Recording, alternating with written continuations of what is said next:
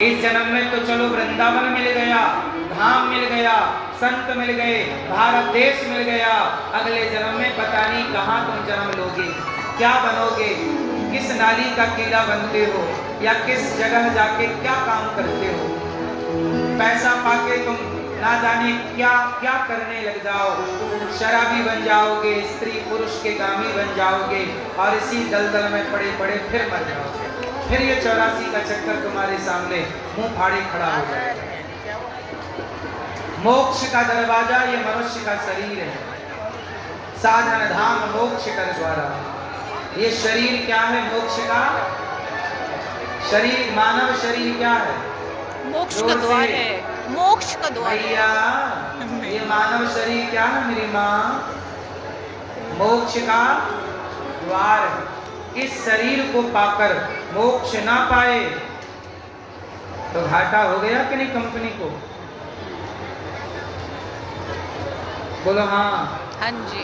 ए बहन बैठ जाओ मेरी बहन, खड़े होके मोबाइल चलाने से अच्छा आप चला बैठ के बिंदास, पीछे के लोगों को अच्छा लगे। ए भैया खड़े होके वीडियो बना रहे हो, बैठ के बना लो प्रभु।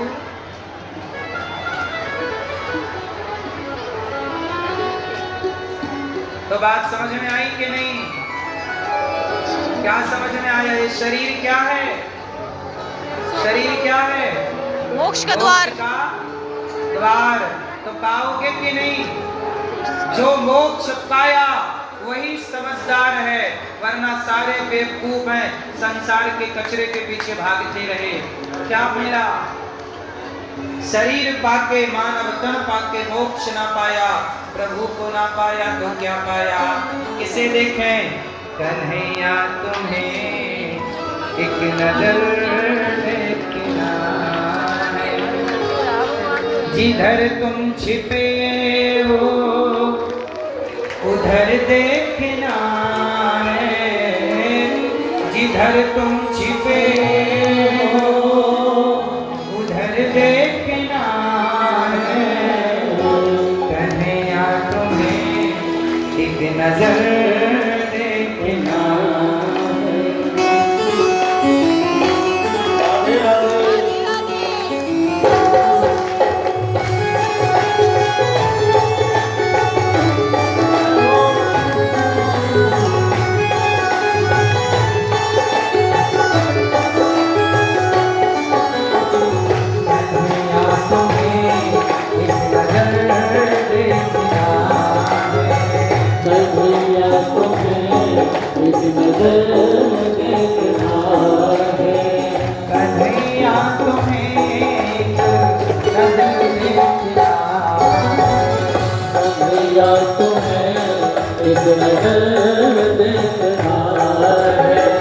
जिधर तुम छिपे हो उधर देखना है, जिधर तुम छिपे हो उधर देखना है, जिधर तुम छिपे हो उधर देखना है, जिधर तुम छिपे हो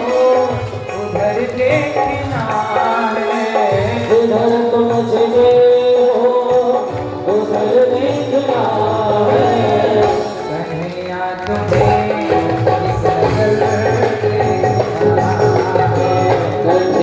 तुम्हें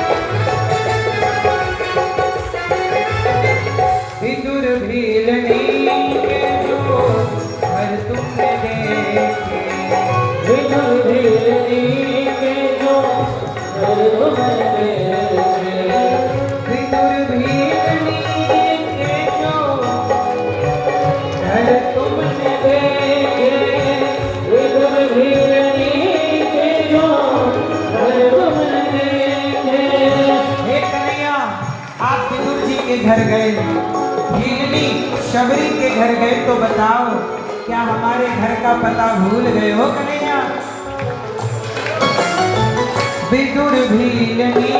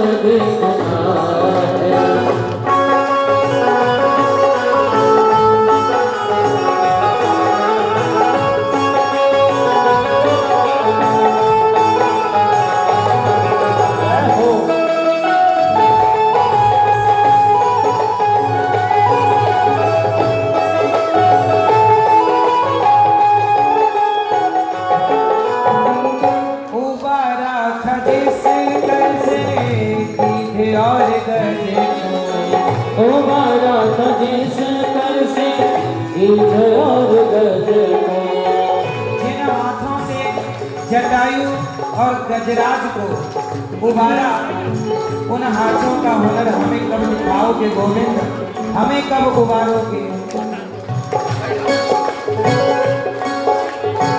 उबारा था जिस कर से सीधे और गजे को, उबारा था जिस कर से सीधे और गजे को, उबारा था जिस कर से सीधे और गजे को, उबारा जिस कर से सीधे और गजे को, उबारा था जिस कर से सीधे और गजे को, उबारा जिस कर से सीधे और गजे को, हमें हो निहारों का हुनर देखना है, हमें उन हाथों का हुनर देखना है, हमें हो निहारों का हुनर देखना है।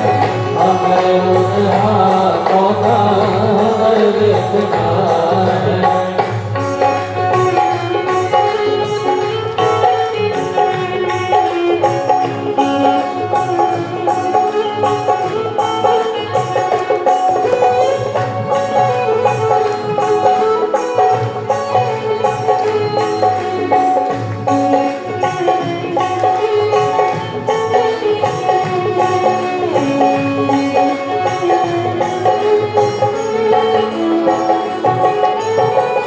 टपकते हैं दिल को बिंदु तुमसे ये कहकर, टपकते हैं बिंदु तुमसे ये कहकर, टपकते हैं दिल बिंदु तुमसे ये कहकर, टपकते हैं बिंदु तुमसे ये कहकर, तुम्हें अपनी उल्फत में कर देखना तुम्हें अपनी उल्फत में कर देखना है।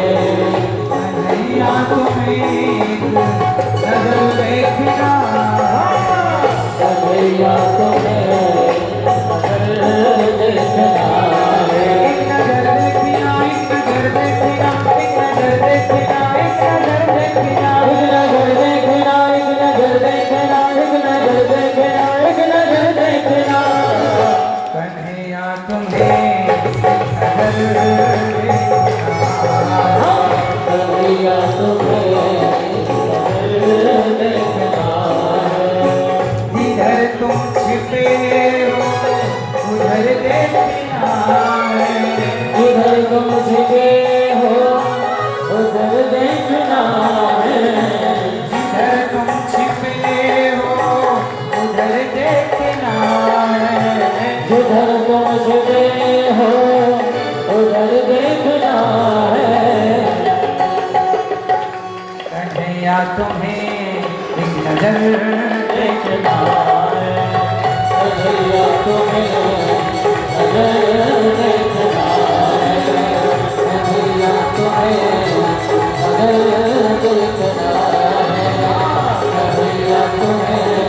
नजर देखना है। कन्हैया तुम्हें नजर देखना है।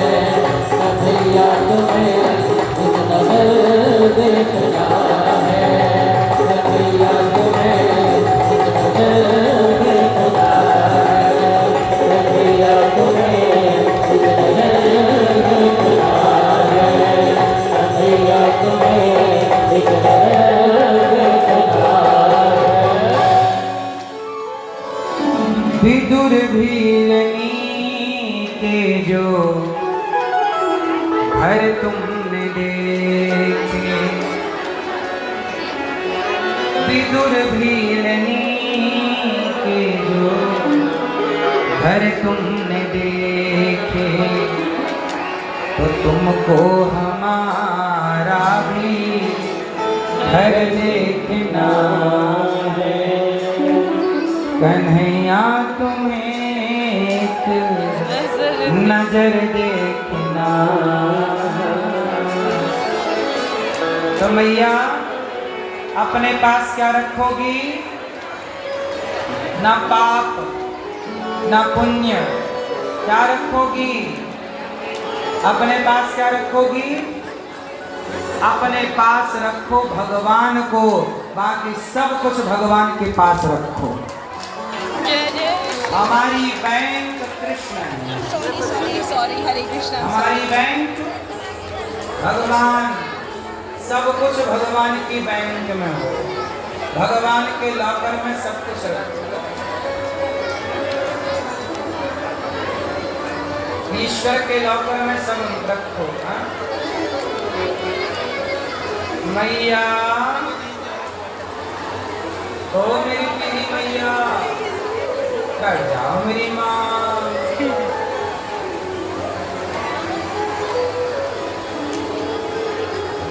कन्हैया तुम्हें एक नजर देखना। तो सब कुछ कहाँ रखेंगे? भगवान के पास, भगवान के बैंक में, ईश्वर के लॉकर में। ये मैया तो चाबी लेके भी लॉकर चली, कहाँ लॉकर में रखने जा रही? अच्छा, भगवान के लॉकर में सब रखे। मैया चलनी पड़ी, इतने खास। कहाँ रखेंगे सब सामान? भगवान सब के लॉकर कुछ में प्रभु रखेंगे। आपका, पर आप हमारे। मेरे तो गिरधर गोपाल दूसरों ना कोई। भगवान को छिलका दे रही हैं और फल फेंक रही हैं। आप भी अच्छे कर्मों के, बुरे कर्मों के, पाप पुण्य सब ईश्वर की अदालत में रखिएगा। बोलो हाँ।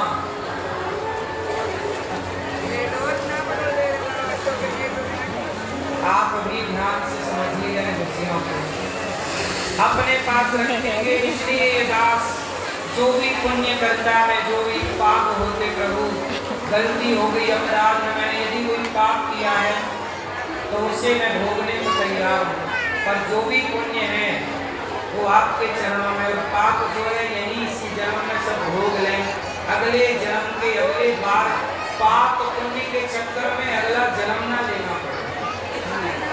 अगला जन्म लें तो पाप और पुण्य के कारण नहीं, भगवान किसी कार्य के लिए भेजे तो जरूर आने को तैयार। प्रभु आप अपना दास बना के भेजो, हम आएंगे 100 बार आने को तैयार है संसार में, पर जगत के बनकर नहीं, जगत के कारण नहीं, जगन्नाथ के कारण।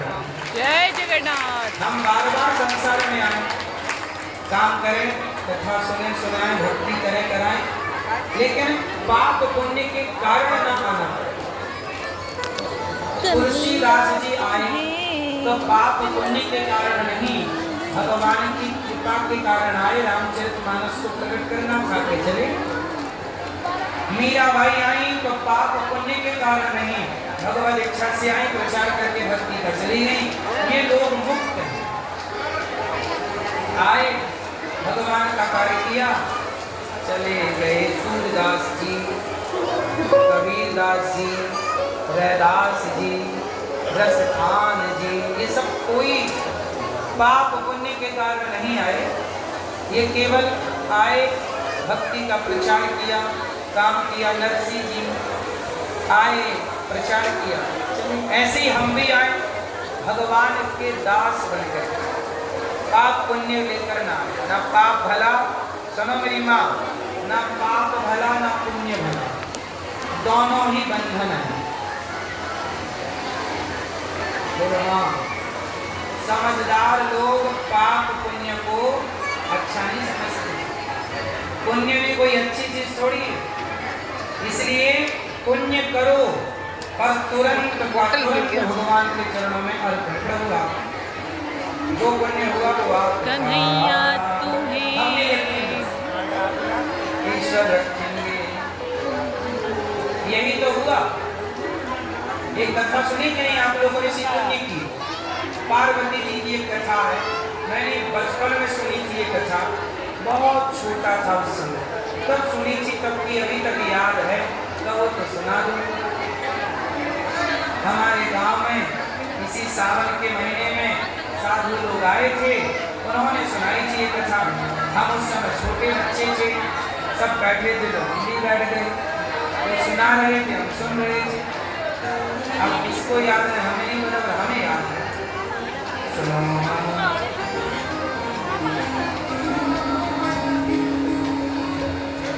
पूरी कथा इस तरह से है, अब पूरी ज्यों की त्यों तो हमें याद नहीं है, पर कुछ कुछ अंश याद है, कुछ नहीं। एक बार क्या हुआ, माता पार्वती स्नान करने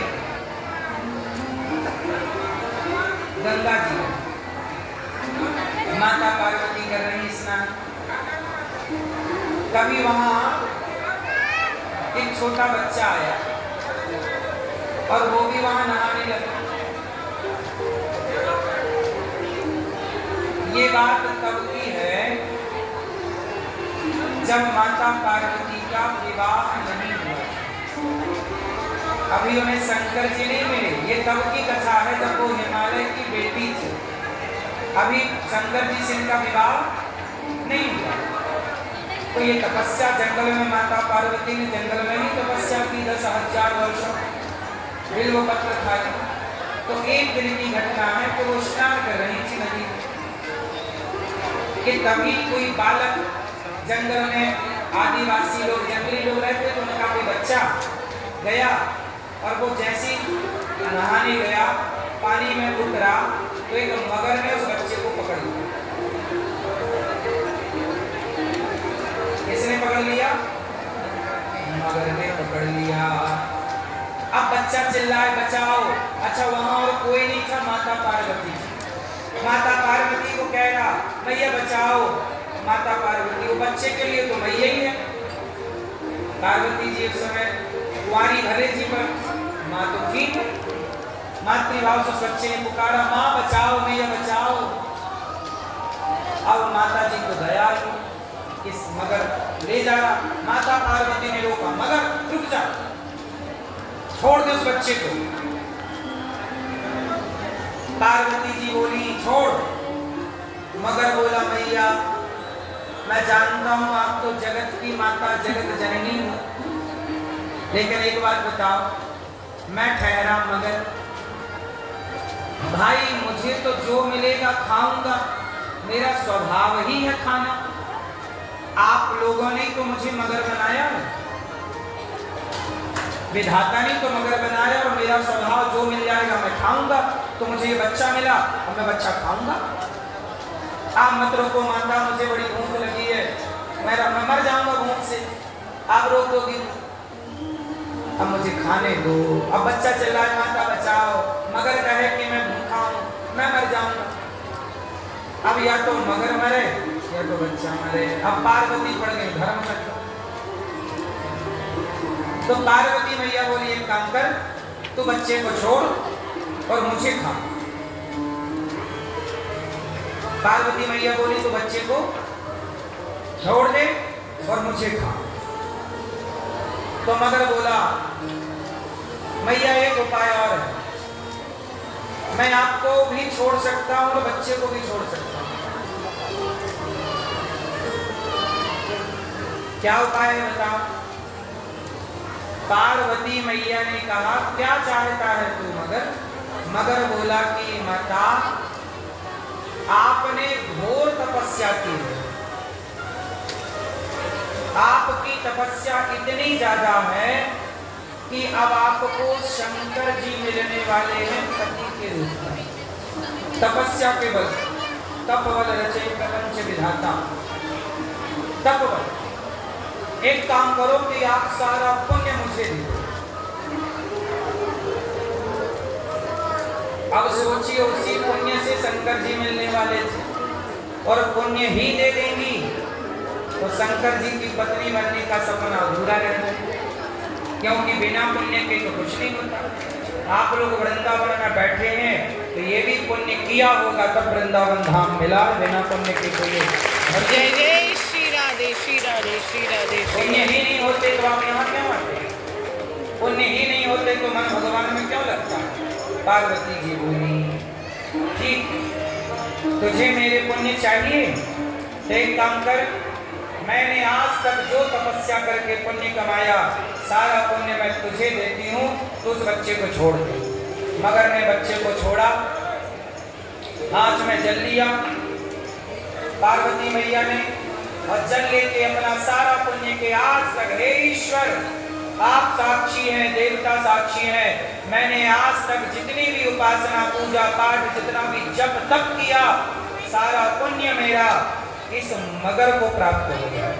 और जैसे ही वो पुण्य मगर को दिया तो मगर था ही नहीं, भगवान शिव प्रकट हो गए परीक्षा लेने आए। तब भगवान शिव ने कहा, देवी अब आप मेरी अर्धांगिनी बनने के योग्य।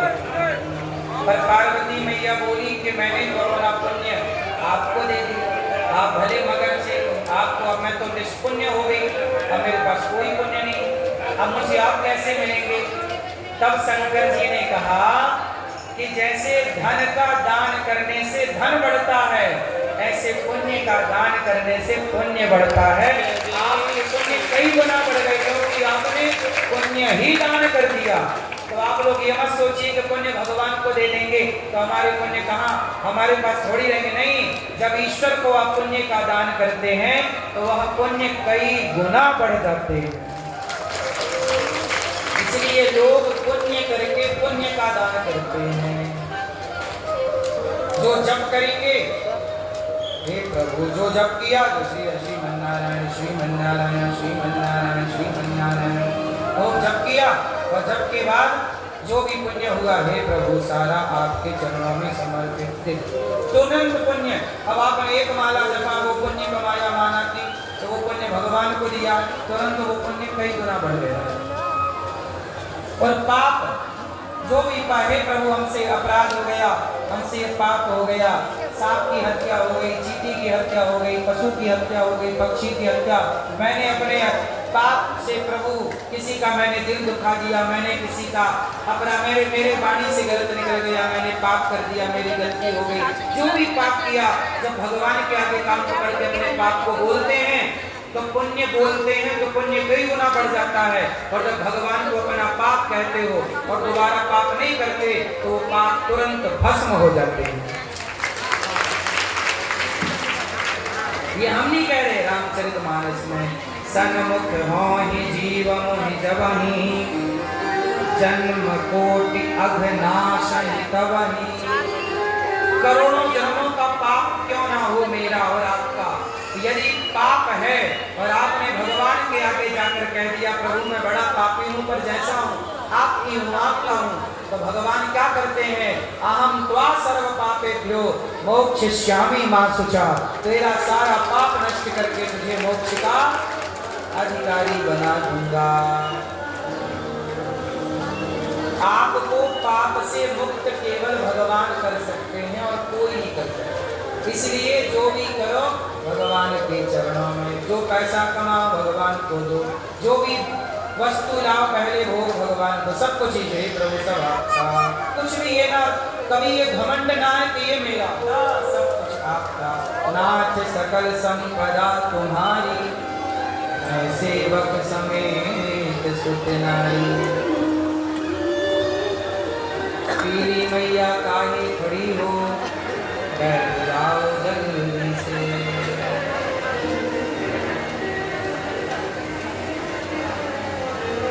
पंचायती मैया, ओ पंचायती मैया, आ गई पंचायत, कर लो और गपशप मस्त।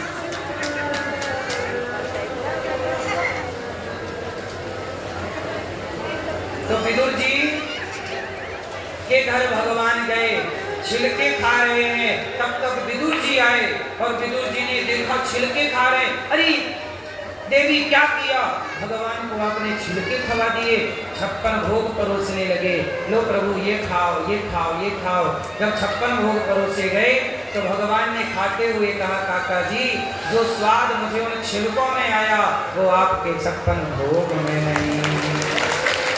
न जाने कौन से गुण पर दया निधि रीझ जाते हैं। यही सदग्रंथ कहते हैं, यही हरिभक्त गाते हैं। न रोए वन गमन में श्री पिता की वेदना पर, न रोए वन गमन में श्री पिता की वेदना पर। और कहाँ रोए? उठाकर गीत को निज गोद में आंसू बहाते हैं। न जाने कौन से गुण पर दया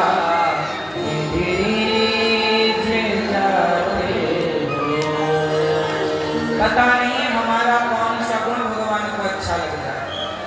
इसलिए अच्छे काम करते रहिए, भगवान को रिझाते रहिए, भगवान का स्मरण करते रहिए, उन्हें आपका कोई ना कोई गुण अच्छा लगेगा जरूर। विदुर जी पर कृपा हुई, जब भगवान लीला पूरी करके गए तो भगवान ने जाते वक्त भी विदुर जी को याद किया। इतना प्यार करते भगवान विदुर और विदुरानी।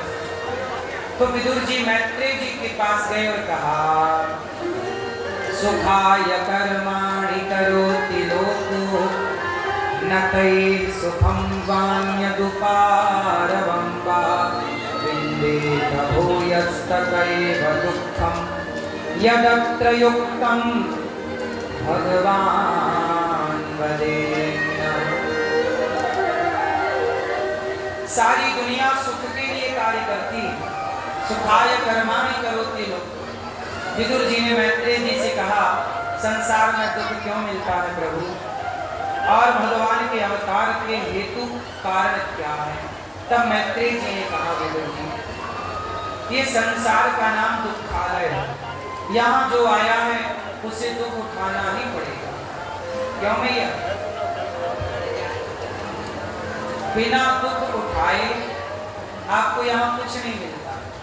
अच्छा ये बताओ, बेटा पैदा जब होता है तो पैदा होते समय माँ को सुख मिलता है कि दुख मिलता है? जोर से क्या? जब बच्चा पैदा हो रहा होता है डिलीवरी के टाइम, उस समय माँ हंसती है, नाचती होगी, जा रहा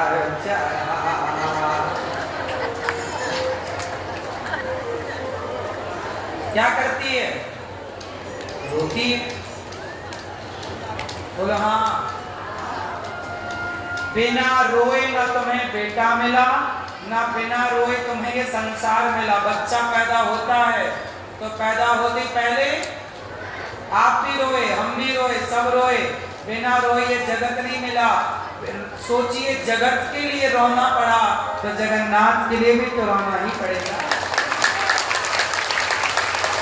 इसलिए कहता हूँ थोड़ा भगवान के लिए भी रोया करो। प्रभु कब दर्शन दोगे? भाव में, प्रेम में, भगवान की याद में आंसू बहना उत्तम श्रेष्ठ।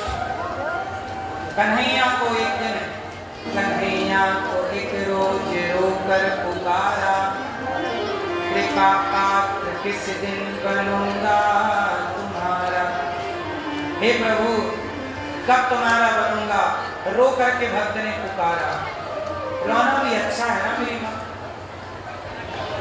बिना रोए ना तुम्हें बेटा मिला, ना संसार में जन्म मिला। संसार के हर पल पदार्थ के लिए रोना पड़ता है। शादी हुई, पति मिला तो पति को पाने के लिए भी माँ बाप को छोड़ने का रोना था। बिना छोड़े तो तुम्हें पति नहीं मिला। जब बिना छोड़े पति नहीं मिला तो फिर काम क्रोध लोभ बुराइयों को छोड़े बिना, झूठ कपट को छोड़े बिना भगवान कैसे मिल जाएंगे? कुछ छोड़ोगे तब तो कुछ पाओगे, कुछ छोड़ोगे नहीं तो कुछ क्या पाओगे? जो विवाह के बाद अपने माँ बाप को नहीं छोड़ पाती लड़कियां, वो अपने घर को बिगाड़ लेती। बोला हाँ, इसलिए विवाह के बाद माँ बाप को छोड़ के पति का होना पड़ता। जो पूरी पति की हो गई उसका घर तो आबाद हो जाएगा, और जो माँ बाप को ना छोड़ पाई विवाह के बाद भी उसका घर बर्बाद हो जाएगा। ऐसे ही है कि भगवान के राह पर चल पड़े हो तो अपने भीतर की बुराइयों को छोड़ दोगे तो आबाद हो जाओगे, और भगवान के राह पर चलकर भी अपने भीतर की बुराइयां, काम क्रोध लोभ मोह निंदा चुगली छल कपट, इन बुराइयों को संगतियों को ना छोड़ पाए तो बर्बादी ही है। रावण भगवान को पा लिया, शंकर जी को। बोलो हाँ, रावण जैसा भक्त कौन होगा? सावन का महीना है ना, तो आप लोग शंकर जी बनाते हो माटी वाले, माटी के शंकर जी, माटी के शंकर जी। रावण माटी वाटी नहीं बनाता था।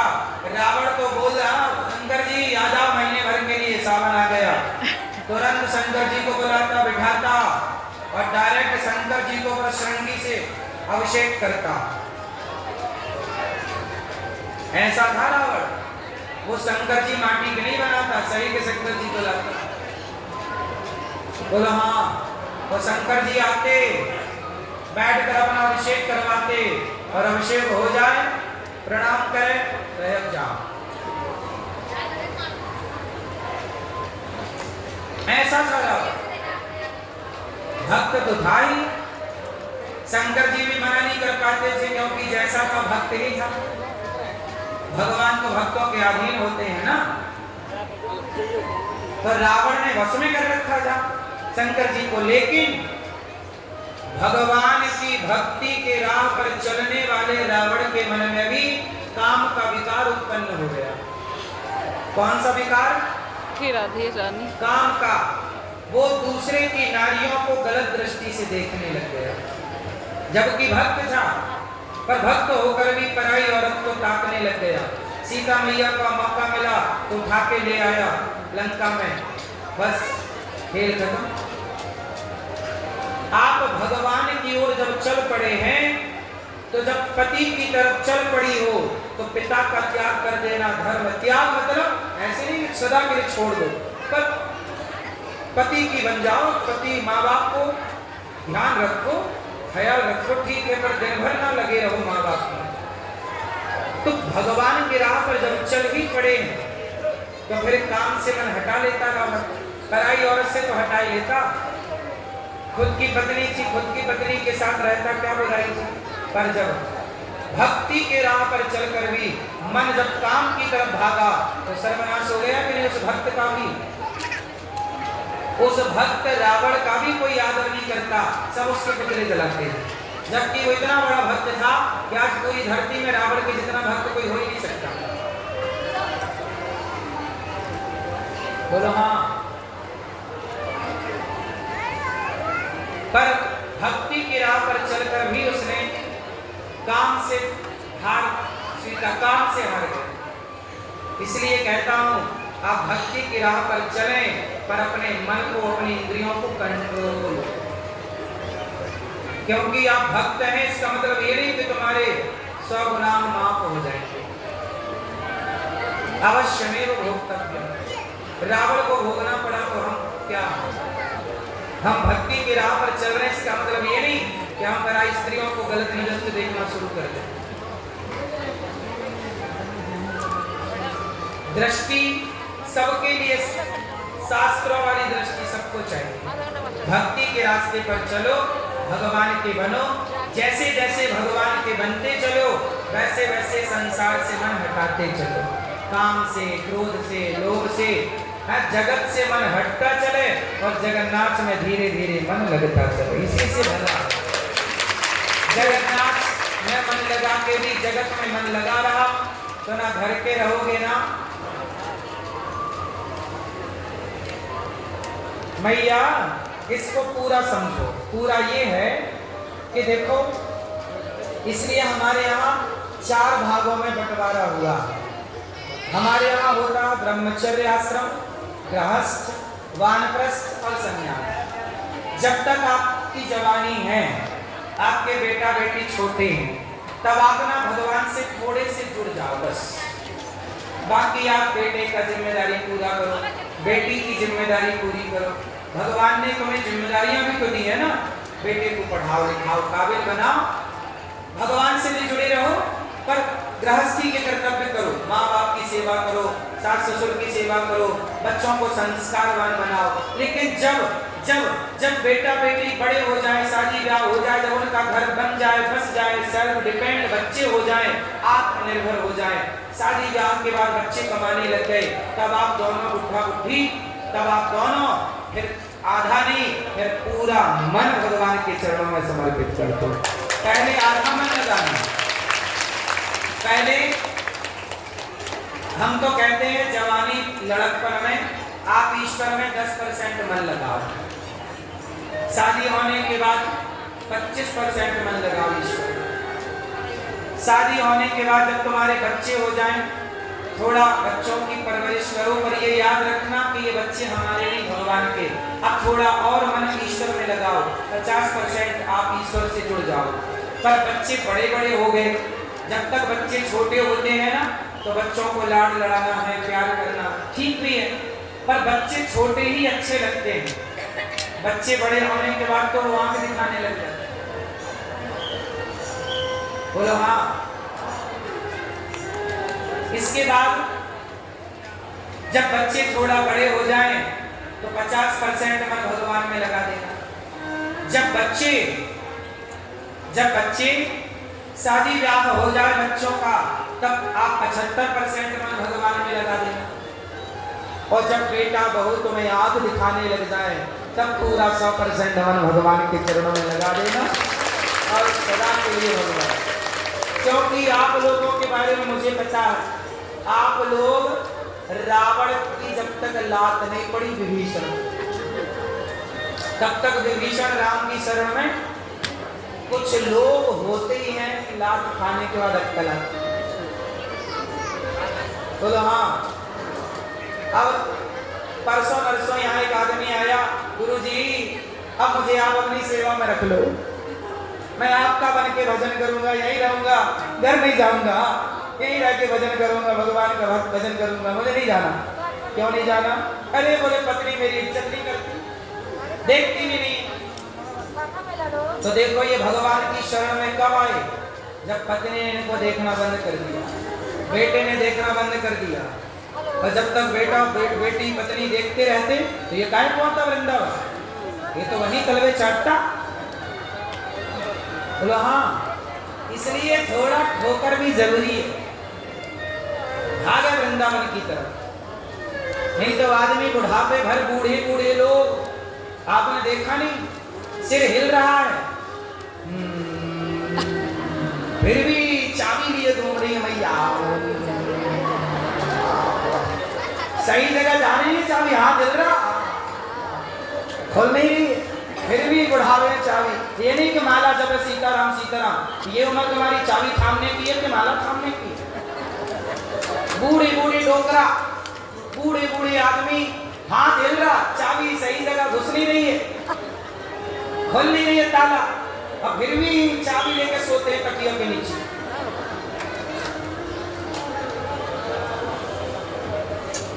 अभी भी मन इनका बुढ़ापे में नहीं लग रहा है, और ये पता नहीं आजकल कब टपक जाए। ये लोग पके आम हो गए कि कभी भी गिर सकते हैं पेड़ से। बोलो हाँ। पका हुआ आम कभी भी ना टपक जाएगा। अब तो तुम्हारे बाल भी पक गए, सब बुढ़ापा मतलब पका हुआ फल। बोलो हाँ। अब आपका मन अब छोरा छोरी बेटा बेटी से हट जाए और पूरा 100% मन कहाँ चला जाए?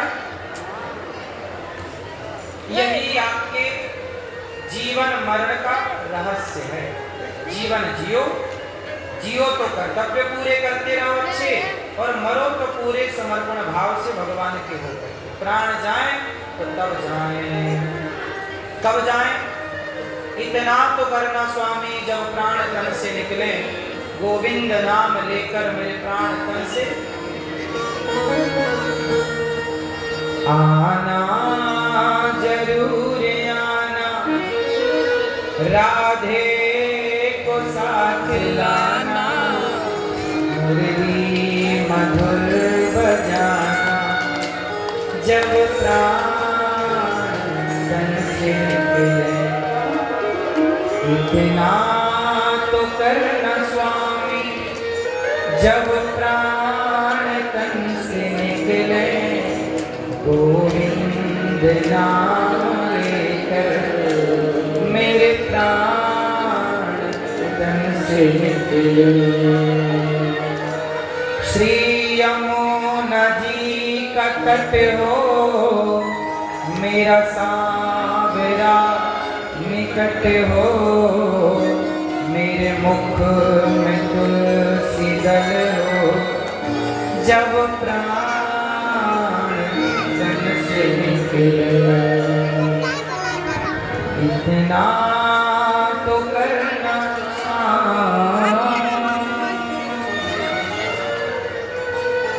तो भगवान का चिंतन करते प्राण उत्तम है कि ऐसे जाए।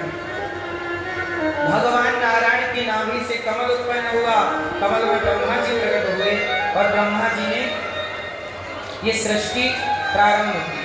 ब्रह्मा जी के शरीर से संतों का, ऋषियों का जन्म हुआ और बाद में मनु और शत्रुपा का प्राकट्य हुआ। ब्रह्मा जी के शरीर से एक अंग से मनु और एक अंग से शत्रुपा, वाम अंग से मनु मनु और शत्रुपा, दाहिने भाग से मनु, वाम अंग से शत्रुपा, मनु और शत्रुपा का प्राकट्य हुआ। और इसके बाद ब्रह्मा जी ने कहा सृष्टि करो। कहाँ सृष्टि करें का तो पता नहीं। तब 12 भगवान प्रकट हुए और हिरण्याक्ष को मारकर पृथ्वी की स्थापना की और वहीं से पृथ्वी जब स्थापित हुई तो मनु जी ने सृष्टि की। मनु जी की 5 संतानें हुई, 3 बेटियां और 2 बेटे। आकृति, देवहूति, प्रसूति।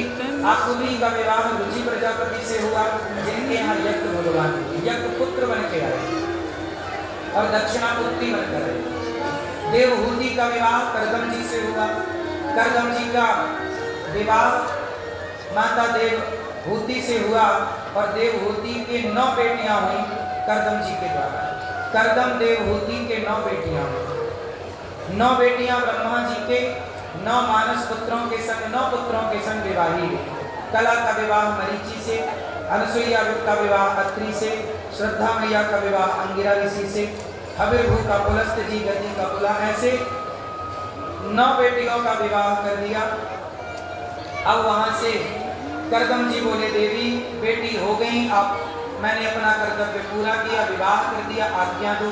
देवहूति माँ बोली कि मुझे पुत्र की कामना।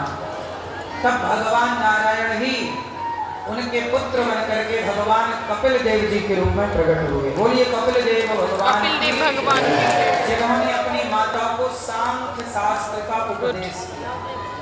कपिल देव भगवान। ये सांख्य शास्त्र क्या है? सांख्य का ज्ञान बड़ा लंबा चौड़ा है, पर शॉर्ट में आप समझ लीजिए। सांख्य ये कहना चाहता है, कपिल भगवान माता देवहूति को ये समझाए कि माता अहम सर्वेषु भूतेषु भूतात्मावस्थिता सदा। माता, जो व्यक्ति केवल मंदिर में ईश्वर को देखता है या प्रतिमा में ईश्वर को देखता है, वो उच्च कोटि का भक्त नहीं है। तो भक्त कौन है? बोले जो सर्वत्र हर जीव में सब में ईश्वर का दर्शन करता है, वही श्रेष्ठ भक्त है। इसलिए श्री राम मैं सब जग जानी, सर्वम फलविदम ब्रह्म। यही सिद्धांत सर्वोपरि है कि सब में ईश्वर को देखा जाए। भगवान को कहाँ देखा जाए? केवल मंदिर में, मूर्ति में तो देखा जाए, मंदिर में देखा जाए, पर माता में भी ईश्वर को देखा जाए, पिता में भी ईश्वर को देखा जाए, गौ माता में भी ईश्वर देखा जाए, कुत्ते में भी ईश्वर देखा जाए, सब में ईश्वर देखा जाए, स्त्री में, पुरुष में। अब बताओ आप लोग, क्या सब में ईश्वर को देखना संभव है? उत्तर दो हाँ या ना। हाँ जी संभव है। जोर से, श्री राधे श्री राधे। जोर से। सब में ईश्वर देखा जाए तो फिर लोग कुत्ते की पूजा क्यों ना करें, फिर सुअर की पूजा लोग क्यों ना करें। तो यहाँ ये बात कट जाएगी। तो सुनो, इस बात को पूरा जब तक नहीं जानोगे, पूरा जब तक नहीं सुनोगे, तो आधा ज्ञान किसी काम का ना होगा। सुनो, ईश्वर सबके भीतर है। गैया के अंदर भी, कुत्ता के अंदर भी, स्त्री के अंदर भी, पुरुष के अंदर भी, हाथी के अंदर भी और चींटी के अंदर, सबके अंदर ईश्वर है। परंतु किस रूप में है? आत्मा के रूप। ईश्वर अंश जीव अविनाशी, सबके भीतर परमात्मा है।